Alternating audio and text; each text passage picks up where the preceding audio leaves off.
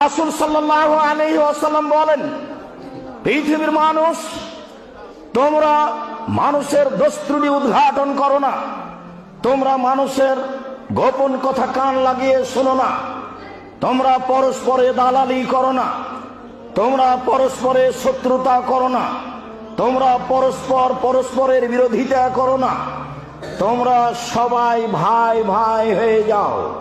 হাদিস বুখারী মুসলিম। শেষ বাক্যটি কে বুঝে কে মানে, কে বুঝে কে মানে? সবাই তাহাজ্জুদ পড়ে, হজ করে, টাকা আছে, প্রতি বছর উমরা করে। এগুলো এমনিতেই মানুষের সাথে জড়িত পাপ সহজে ক্ষমা হবে না।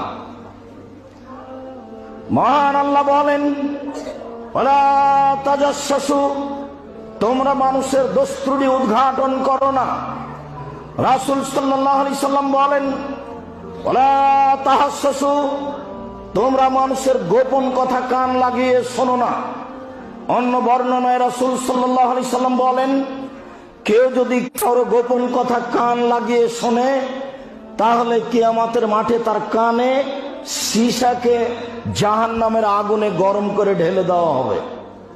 মানুষের গোপন কথা কান লাগিয়ে শোনা হারাম।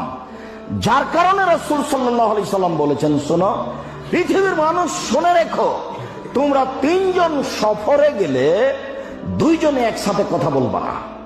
দুইজন যদি একসাথে বসে কথা বলো, তাহলে তৃতীয় জন ভাববে হয়তোবা আমার কথাই বলছে।